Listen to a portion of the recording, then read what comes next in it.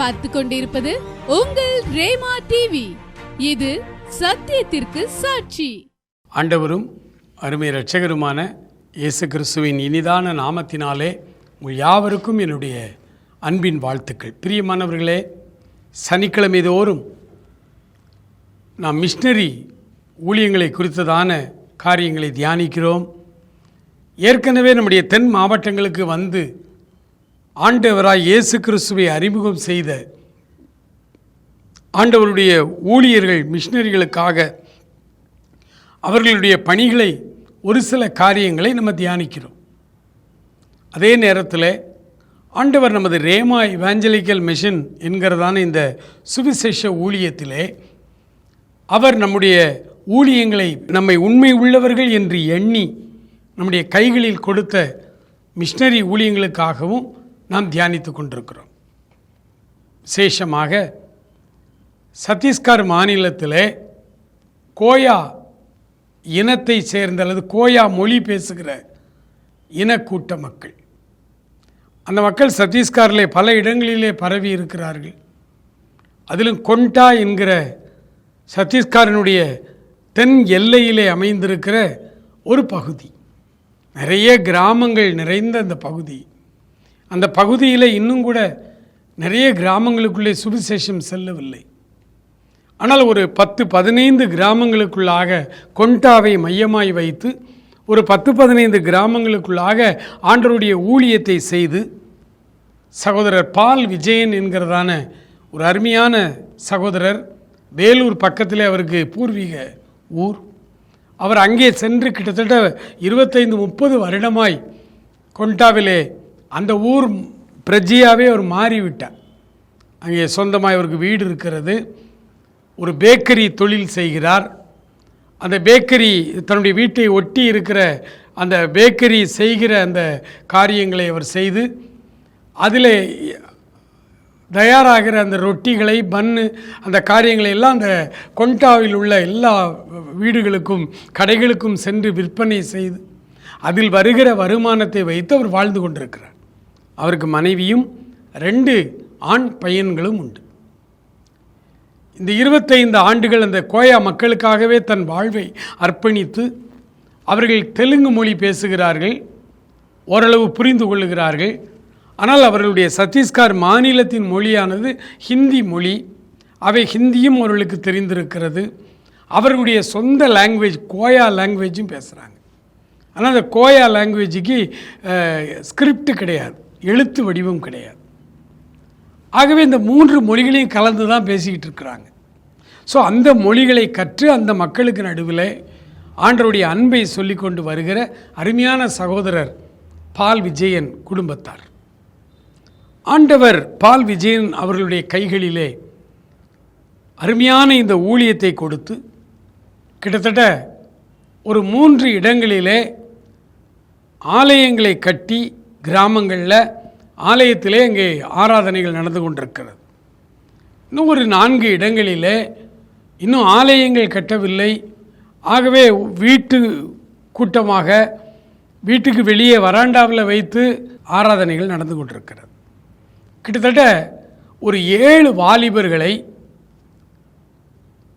இவருடைய ஊழியத்தில் ரட்சிப்பின் அனுபவத்தை பெற்று வந்த கோயா இன மக்கள் ஒரு 7 பேரை படிக்க வைத்து, அவர்களுக்கு பைபிள் காலேஜில் கொண்டு போய் அவர்களுக்கு ஃபீஸ் கட்டி படிக்க வைத்து அவர்களை ஊழியர்களாக்கி அவர்கள் தேவ அழைப்பை பற்றி இப்பொழுது அங்கே பால் விஜயன் கைக்குள்ளே இருந்து அவர்கள் ஊழியம் செய்கிறார். அவர்களுக்கு முழு நேர பணியாய் கிடையாது. ஏனென்றால் அங்கே அப்படி ஊழியத்தில் எந்த வருமானமும் கிடையாது. அவர்கள் இந்த ஊழியத்திற்காக எங்கும் போய், இதுவரையிலும் அவர்கள் யாரிடத்திலும் போய் எங்களுக்கு காணிக்கை தாருங்கள், நாங்கள் 7 ஊழியர்களை வச்சுருக்கிறோம், அவங்களுக்கு சம்பளம் கொடுக்கணும், அப்படி அவர்கள் கேட்டதே கிடையாது. அந்த 7 ஊழியர்களுமே வாரம் முழுவதும் அவருடைய சொந்த தொழிலை செய்வார்கள். பவுல் கற்றுக் கொடுத்த காரியத்தின்படி செலவில்லாமல் சுவிசேஷத்தை ஸ்தாபிப்பதே என்னுடைய வேலை என்று பவுல் சொன்னார். எனக்கும் என்னோடு கூட இருக்கிற ஊழியர்களுக்கும் சாப்பாட்டுக்கும் இந்த கைகளே வேலை செய்தது என்று சொன்னார். அப்படி அந்த 7 பாஸ்டர்மாரும் குடும்பமாய் அவர்கள் தங்களுடைய சொந்த தொழிலை செய்து கொண்டிருக்கிறார். ஞாயிற்றுக்கிழமை ஆராதனை நடத்த வருவார்கள், ஜனங்களை சந்திப்பார்கள், விசேஷித்த கூட்டங்கள் கூடுகைகள் நடந்து கொண்டிருக்கிறது. அங்கே திரளான மக்கள் ஆண்டவருடைய அன்பை ஏற்றுக்கொண்டு முதல் தலைமுறை மக்களாய் ஞானஸ்நானம் பெறும்படி வருகிறார்கள். ஆகவே அந்த ஊழியத்திலே அவர்களை மேற்பார்வையிட்டு அந்த ஊழியத்திலே ரட்சிக்கப்பட்டு வருகிற அந்த முதல் நூற்றாண்டு திருச்சபை மக்களுக்கு வேதத்தை கற்றுக் கொடுக்கிற ஒரு பணியை ஆண்டவர் எங்கள் கைகளிலே கொடுத்திருக்கிறார். அந்த ஊழியத்தை ஓவராலாக மேற்பார்வை பார்க்கவும் ஆண்டவர்களுக்கு கிருபை தந்து வருகிறார். நாங்களும் கூட எங்கேயும் போய் எங்களுடைய ஊழியங்களுக்கு நீங்கள் காணிக்கை தாருங்கள் என்று நாங்கள் கேட்கிறதும் இல்லை. தேவன் ஆண்டவரே நேரடியாய் அவருடைய ஊழியம், அவருடைய வேலை, அவருடைய வேலைக்கான தேவைகளை அவர் சந்திக்காமல் வேறு யார் சந்திக்க முடியும்?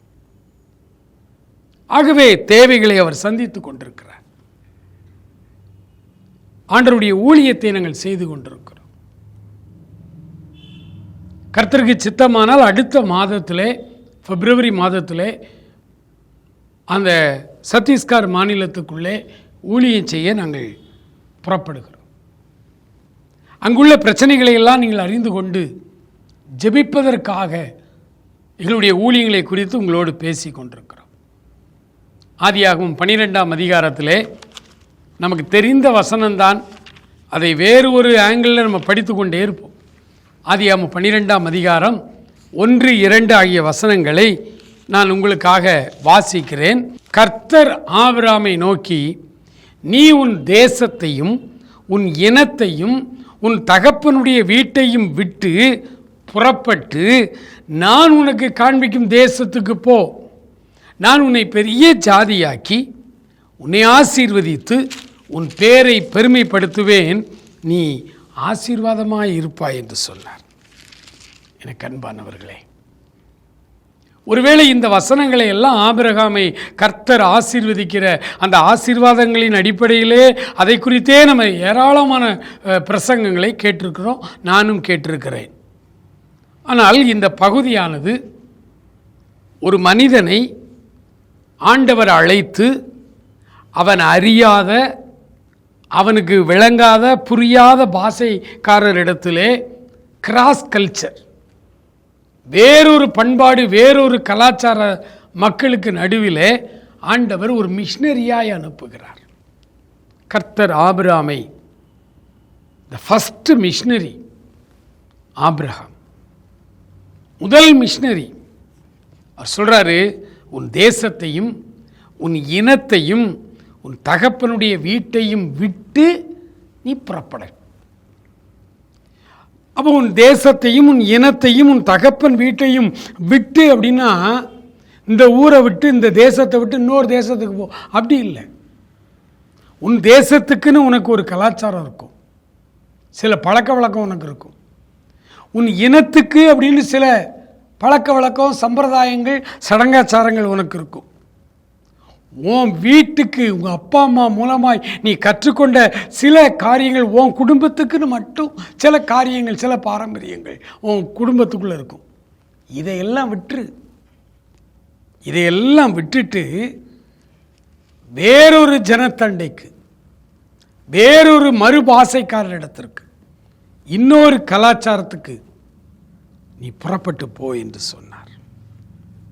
நீ புறப்பட்டு போ என்று சொன்னார். இதற்கு பெயர்தான் மிஷனரி ஊழியம். திருநெல்வேலியிலே, தூத்துக்குடி மாவட்டங்களிலே, கன்னியாகுமரி மாவட்டத்தில் இங்கே பிறந்து வளர்ந்து இங்குள்ள பள்ளிக்கூட படிப்பு, கல்லூரி படிப்பை முடித்துவிட்டு ஏராளமான நம்முடைய தமிழ் பிள்ளைகள் அங்கே மிஷனரிகளாக ஊழியம் செய்து கொண்டிருக்கிறார்கள். தமிழ்நாடு கலாச்சாரத்தை விட்டுவிட்டு, தமிழ்நாடு அல்லது தென் மாவட்டத்தினுடைய கலாச்சாரங்கள், பழக்க வழக்கங்கள் எல்லாவற்றையும் விட்டுவிட்டு மாற்று கலாச்சாரத்துக்குள்ளே அவர்கள் போகிறார்கள். பீகார், ஒரிசா, சத்தீஸ்கர், மத்திய பிரதேசம், உத்தரப்பிரதேசம், குஜராத் என்று வேறு கலாச்சார மக்களுக்கு நடுவிலே வேறு வேறு மொழி பேசுகிற மக்களுக்கு நடுவிலே இவர்கள் இங்கே இருந்து அங்கே போய் அவர்களுக்கு ஆசீர்வாதத்தை கற்றுக் கொடுக்கிறார்கள். ஒரு மகிழ்ச்சியான வாழ்வை அறிமுகப்படுத்துகிறார்கள். ஆண்டவராகிய இயேசு கிறிஸ்துவின் பெயரை ஒரு முறை கூட கேள்விப்படாத அந்த மக்களுக்கு போய் ஆண்டவரை சொல்ல ஆரம்பிக்கிறார்கள்.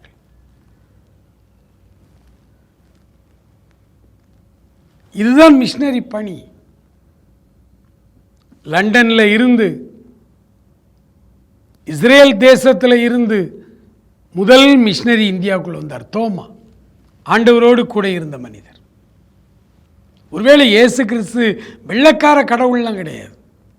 அவர் நம்முடைய ஆசியா கண்டத்தை சேர்ந்தவர். ஆசியா கண்டத்தை சேர்ந்தவர். ஒருவேளை நான் திருநெல்வேலியில் இருக்கிறேன், நான் சென்னையிலே போய் ஒரு ஆலயத்திலே பிரசங்கம் பண்ணும் பொழுது என்னை கேட்பார்கள், நீங்கள் எங்கே இருந்து வருகிறீர்கள் என்று. நான் அவர்களிடத்தில் சென்னையில் என்னிடத்தில் கேட்டால் நான் திருநெல்வேலியிலிருந்து வருகிறேன் என்று சொல்லுவேன். அதன் பிறகு நான் தெலுங்கானா, சத்தீஸ்கர் அங்கே போய் நான் ஒருவேளை அங்குள்ள ஆலயத்தில் பேசும் பொழுது அங்குள்ள ஒருவரிடத்தை வேர் ஆர் யூ ஃப்ரம் என்று கேட்கிறார். எங்கே இருந்து வருகிறீர்கள் என்று கேட்டால் நான் அவரிடத்தில் தமிழ்நாட்டிலிருந்து வருகிறேன் என்று சொல்லுவேன். ஒருவேளை நான் இலங்கைக்கு அல்லது சிங்கப்பூருக்கு அல்லது துபாய்க்கு நான் ஊழியத்திற்கு போய் அங்குள்ள ஆலயத்தில் நின்று நான் பேசும் பொழுது என்னை பார்த்து கேட்கிறார்கள், எங்கே இருந்து வருகிறாய் என்று கேட்டால் நான் இந்தியாவிலிருந்து வருகிறேன் என்று சொல்வேன். இந்தியாவிலிருந்து வருகிறேன் என்று சொல்லுவேன். ஒருவேளை நான் ஐரோப்பிய நாடுகள், பிரான்ஸ்லேயோ ஜெர்மன்லேயோ அல்லது போர்ச்சுக்கல்லையோ அங்குள்ள ஒரு ஆலயத்திலே நான் பேசி கொண்டிருக்கும் பொழுது அவர்கள் என்னை பார்த்து கேட்குறாங்க, எங்கே இருந்து நீ வருகிறாய் என்று கேட்டால் நான் அவரிடத்தில் சொல்லும் பொழுது ஆசியாவிலிருந்து வருகிறேன். நான் ஒரு ஆசியா கண்டத்தை சேர்ந்தவர். என்னுடைய பவுண்டரி அப்படி போயிட்டே இருக்கு பாருங்க. அப்படி பார்க்கும் பொழுது இயேசு கிறிஸ்து வெள்ளைக்கார சாமி இல்லை, வெள்ளைக்கார கடவுள் இல்லை. அவர் நம்முடைய ஆசியா கண்டத்தை சேர்ந்தவர். இந்தியாவுக்கு வந்த மிஷினரிகளிலே முதல் மிஷினரி யார் அப்படின்னு கேட்டிங்கன்னா அங்கிருந்து வந்த தோமா. இயேசு கிறிஸ்துவோடு இருந்தவர், ஆசியா கண்டத்தை சேர்ந்தவர். ஆகவே ஆண்டவர் ஏதோ வெள்ளைக்கார சாமி அல்லது வெளிநாட்டு சாமி அல்ல. அவர் நம்முடைய கண்டத்தை சேர்ந்தவர். அவர் நமக்கும் அவர் சொந்தமானவர். ஒருவேளை இயேசுநாதர் வாழ்ந்த காலத்தில் ஆசியா கண்டத்தில் அவர் பிறந்த பாலஸ்தீனா தேசத்தில் மட்டும்தான் அவர் கொஞ்சம் கிராமங்களில் சுற்றி ஒரு 3 ஆண்டுகள் ஊழியம் செய்தார். ஒருவேளை அவர் ஐரோப்பிய தேசத்துக்கு அன்றைக்கு ஊழியத்துக்கு சென்று அவரிடத்தில் நீங்கள் எங்கே இருந்து வருகிறீர்கள் என்று கேட்டால் அவர் சொல்லுவார், நான் ஆசியாவில் இருந்து வருகிறேன் என்று சொல்லுவார். எனக்கு பிரியமானவர்களே, மிஷனரி பணி என்பது முற்றிலும் புதிய சூழ்நிலையிலே, முற்றிலும் புதிய மொழி பேசுகிற மக்களுக்கு நடுவிலே, கலாச்சாரங்களுக்கு நடுவிலே சென்று இயேசு கிறிஸ்துவின் அன்பை அறிவிக்கிறதற்கு பெயர்தான் மிஷனரி பணி. அந்த வேலையைத்தான் சத்தீஸ்கர் மாநிலத்திலே நாம் செய்து கொண்டிருக்கிறோம். அங்கு நமக்கு வருகிற முதல் பிரச்சனை என்ன? மாற்று கலாச்சார மக்கள். அந்த மக்களுடைய கலாச்சாரம் வித்தியாசமாக இருக்கும். சிலது ஒழுக்கம் சார்ந்ததாக இருக்கும். சில கலாச்சாரங்கள் நம்முடைய ஒழுக்கத்திற்கு சரியாக வராது. அப்படிப்பட்ட கலாச்சார மக்களும் வாழ்ந்து கொண்டிருக்கிறார். அவர்களுக்கு போய் ஒழுக்கத்தை கற்றுக் கொடுப்பது, அன்பை கற்றுக் கொடுப்பது. ஆகவேதான் தமிழ்நாட்டினுடைய தென் பகுதிக்கு மிஷனரிகள் வந்த பொழுது அவர்கள் நம்முடைய மக்களுக்கு எல்லா ஒழுக்கத்தையும் நல்ல காரியங்களையும் கற்றுக் கொடுக்க வேண்டும் என்று அவர்கள் யோசித்து முதலாவது பள்ளிக்கூடங்களை ஆரம்பித்தார்கள். கல்வி அறிவில்லாத நம்முடைய மக்களுக்கு முதலாவது கல்வி அறிவை கொடுத்தார்கள். மேலாடை அணியக்கூட அனுமதி இல்லாமல் ஆட்சியாளர்களின் ஒடுக்குமுறையிலே சமுதாயத்திலே தாழ்த்தப்பட்டவர்கள், தாழ்ந்தவர்கள் அல்ல, ஆதிக்க சாதியினரால் தாழ்த்தப்பட்ட மக்கள், அந்த மக்களுக்கு மேலாடை அணியும் உரிமையை வாங்கி கொடுத்தார்கள். இதற்கு பெயர் தான் மிஷனரி பணி. மிஷனரி பணி என்பது வெறுமனே இயேசுவை அறிவித்து மதம் மாற்றுகிற வேலை மட்டுமல்ல. அதுவல்ல நம்முடைய வேலை.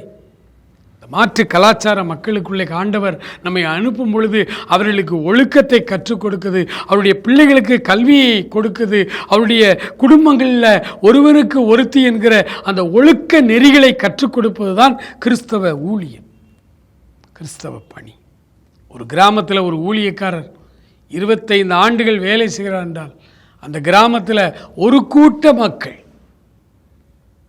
அவர்கள் குடியை விட்டுவிட்டு ஆலயத்திற்கு வருகிறவர்களாய் மாறியிருப்பார்கள். களவு செய்வதை விட்டுவிட்டு ஆண்டவரை ஏற்றுக்கொண்டு வந்திருப்பார்கள். ஆப்பிரிக்காவில் ஒரு சின்ன கிராமம், அந்த கிராமம் அந்த பகுதிகளுக்கெல்லாம் மின்சாரம் கொண்டு வர வேண்டும் என்று அந்த நாட்டு அரசாங்கம் மின்சார கம்பங்களை ஊன்றி மின்சார கம்பிகளை கட்டுவார்.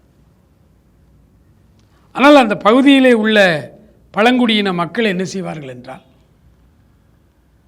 அந்த மின்சார அந்த கம்பிகளை கட் பண்ணி எடுத்து பெரிய பெரிய வளையமாய் செய்து கழுத்திலே அணிந்து கொள்வார்கள். அப்போ வேலை செய்து கொண்டிருந்த ஒரு லண்டன் மிஷினரி ஒருவர், ஐயோ இந்த மக்கள் இப்படி செய்கிறது தவறு, அரசாங்க சொத்தை இப்படி கொண்டு வந்து தங்களுக்கு பயன்படுத்தி கொள்ள இது இந்த களவுங்கிற அந்த வார்த்தையே அவர்களுக்கு தெரியாது, தப்புன்னே தெரியாது. களவுங்கிற வார்த்தையே அவங்களுடைய அகராதியில் கிடையாது. அப்போ இது களவு, இது ஆண்டவருக்கு விரோதமான பாவம் அப்படின்னு அவர்களுக்கு சொல்லிக் கொடுக்கணும். மிஷனரிகள் சொல்லிக் கொடுத்தார், அதையெல்லாம் அவர்கள் ஏற்றுக்கொண்டார்கள். மறுநாள் காலையில் மிஷனரி எழும்பி அவர் பார்க்கிறார், எந்த இடத்துல அப்படி கட் பண்ணி அந்த கம்பியை எடுத்தாங்களோ அந்த இடத்துல ஒரு கொடி தாவரம் செடி கொடியை வெட்டி கொண்டு போய் அதை கட்டி வச்சிருக்கிறான், கனெக்ஷன் கொடுத்துட்டானா. எவ்வளவு ஒரு அறியாமையில் இருக்கிற மக்கள் பாருங்கள். இந்த வெள்ளைக்கார மிஷினரிக்கு அளவா சிரிக்கவா தெரில. மறுபடியும் போய் அவர்களுக்கு சொல்லிக் கொடுத்தார், இந்த மாதிரி இது அரசாங்க சொத்து, இதை உங்களுடைய வீட்டுக்குள்ளே நீங்கள் எடுத்து வருவது அது பாவம் என்று கடவுளுக்கு பிடிக்காது என்று சொல்லிக் கொடுத்தார்கள். என கண்பானவர்களே, இதுதான் மிஷினரி பணி. மிஷினரி பணி என்பது ஒரு கூட்ட மக்களுக்கு அவருடைய மூட பழக்க வழக்கங்களிலிருந்து அவர்களுக்கு நல்ல ஒழுக்கங்களை கற்றுக் கொடுத்து அவர்களை ஆண்டவருடைய அன்புக்குள்ளே கொண்டு வருவது தான். ஆண்டவருடைய அன்புக்குள்ளே கொண்டு வருவது தான். அவர்களுக்கு பிரச்சனையை தீர்க்க தெரியாது, பிரச்சனைகளை மக்களிடத்தில் அதை என்ன செய்யணும்னு தெரியாது, சாராயத்தை குடிப்பாங்க பிரச்சனையை மறக்கிறதுக்கு. போதையான அந்த சாராயத்தை காய்த்து வடித்து அவர்களே குடிப்பார்கள். இப்போ அந்த மக்களுக்கு நடுவிலே போய் குடிக்கிறது தவறு, இந்த போதை ஆண்டவருக்கு பிடிக்காது, உங்களுடைய கவலைகள் உங்களுடைய பிரச்சனைகளை எல்லாம் அந்த போதை மாற்றாது, உங்கள் பிரச்சனைகள் கவலைகள் எல்லாம் மாற்ற ஒரு ஆண்டவர் இருக்கிறார். அவர் உனக்காக தன் உயிரை கொடுத்த ஆண்டவர், உன்னை ஆசீர்வதிக்கும்படி காத்திருக்கிறார் என்கிற அந்த செய்தியை முதல் முறையாய் சொல்லும் பொழுது அவர்கள் ஏற்றுக்கொள்கிறார்கள். அதற்கு பெயர் தான் மிஷினரி பணி. அந்த பணியைத்தான் இப்பொழுது நாங்கள் அங்கே சத்தீஸ்கர் மாநிலத்தில் கொண்டா பணித்தளத்தில் செய்து கொண்டிருக்கிறோம். இந்த பணித்தளங்களுக்காக ஜெபிப்பீர்களா? அருமையான சகோதரர் பால் விஜயனுடைய மனைவி அதில் கொடுத்த 2 குழந்தைகளுக்காக ஜெபிப்பீங்களா? ஆண்டவர் அந்த குடும்பத்தை ஆசீர்வதித்து இன்னும் அதிகமான மக்களுக்கு அவர்களை பிரயோஜனமாய் வாழ அவர்களை கர்த்தர் ஆசீர்வதிக்கும்படி, அவருடைய அனைத்து தேவைகளையும் அவர் சந்திக்கும்படி அவர்களுக்காக ஜெபிப்பீங்களா? நாம் ஆண்டவருடைய சமூகத்தில் இப்பொழுது ஜெபிக்க போகிறோம். ஆண்டவரே, மிஷினரி பணி என்றால் என்ன என்று ஓரளவு நாங்கள் இப்பொழுது புரிந்து கொண்டோம். ஆபிரகாமை போல அழைக்கப்பட்ட மிஷினரிகளாய் நாங்கள் புரியாத இடத்திற்குள்ளே போகும்பொழுது எங்களுக்கு வருகிற முதல் பிரச்சனை இந்த கலாச்சார பிரச்சனை, ஒழுக்கம் சார்ந்த பிரச்சனை. அந்த பிரச்சனைகளிலே சத்தீஸ்கர் மாநிலத்திலே கோயா மக்கள் அந்த பழங்குடி மக்களுக்கு நடுவிலே இருக்கிற ஒழுக்கம் சாராத பிரச்சனைகளை எல்லாம் மாற்றி அவர்களை ஒழுக்க நெறிக்குள் கொண்டு வருவதற்காக 25 ஆண்டுகளாக இங்கே போராடி கொண்டிருக்கிற பால் விஜயனுக்காக, அவருடைய மனைவிக்காக கண்களை மூடி நாம் ஜெபம் பண்ணுவோம். மகா இரக்கமுள்ள எங்கள் ஆண்டவரே, நன்றி நிறைந்த உள்ளத்தோடு நாங்கள் துதிக்கிறோம், ஸ்தோத்தரிக்கிறோம். Thank you Lord, thank you Jesus, thank you master. ஆண்டவரே, உடைய மகனை ஆசீர்வதியும், உடைய மகளை ஆசீர்வதியும், கொடுத்த கண்மணி பிள்ளைகள் 2 வாலிப தம்பிமாரையும் ஆசீர்வதியும். இந்த முழு குடும்பத்தையும் ஆசீர்வதியும் அப்பா. ஆண்டவரே, அவருடைய மிஷனரி பணிகளை ஆசீர்வதியும். Thank you Lord, thank you Jesus, thank you master. ஆண்டவரே, யாரிடத்திலும் சென்று இதுவரை அவர்களை கையேந்தி நிற்க நீர் விடவில்லை. ஆண்டவரே, அவர்கள் உம்மை நோக்கி பார்த்து கொண்டிருக்கிறார்கள். ஆண்டவரே, நாங்களும் உம்மை நோக்கி பார்த்து ஜெபிக்கிறோம். நம்முடைய பிள்ளைகளை ஆசீர்வதியும். அங்கே இருக்கிற 7 மிஷனரி குடும்பங்களை ஆசீர்வதியும். அங்கே இருக்கிற அந்த கோயா மக்கள் நடுவிலிருந்து உருவான பாஸ்டர்களை ஆசீர்வதியும். அவர்கள் செய்கிற அந்த 7 இடங்களிலே நடைபெறுகிற ஆலய ஆராதனைகளை ஆசீர்வதியும். ஆண்டவரே, ஒவ்வொரு மாதமும் ஆண்டவரை புதிதாக ஏற்றுக்கொண்டு ஞானஸ்நானம் எடுத்துக்கொண்டிருக்கிற ஒவ்வொரு கோயா இன மக்களுக்காய் உம்மை நன்றியோடு நாங்கள் உம்மை துதிக்கிறோம், ஸ்தோத்தரிக்கிறோம். ஆண்டவரே, அவருடைய விசுவாசத்திலே அவர்களை ஊன்ற கட்டும்படிக்காய் நாங்கள் ஜெபிக்கிறோம். ஆண்டவரே, உம்முடைய பிள்ளைகள் ஒவ்வொருவரையும் ஆசீர்வதி. இன்னும் 4 இடங்களிலே ஆலயங்களை கட்ட ஆண்டவரே எங்களுக்கு நீர் அனுக்கிரகம் செய்யும்படியாய் ஜெபிக்கிறோம் அப்பா. முதல் முறையாய் ஆண்டவரே, அந்த கிராமத்து மக்கள் ரெஸ்ட் ரூமை பயன்படுத்தக்கூடிய அந்த ஆண்டவரே ஒழுக்கம் சார்ந்த காரியங்களை கற்றுக் கொடுக்கிறோம். கர்த்தர் அவர்களை ஆசீர்வதிக்கும்படியாய் ஜெபிக்கிறோம். கர்த்தர் பெரிய காரியங்களை செய்யும். ஆசீர்வதியும், ஆசீர்வதியும். துதிகன மகிமை எல்லாவற்றையும் எடுத்துக்கொள்ளும். இயேசு கிறிஸ்துவின் நல்ல நாமத்தில் ஜெபிக்கிறோம் எங்கள் அருமை பிதாவே. ஆமேன், ஆமேன்.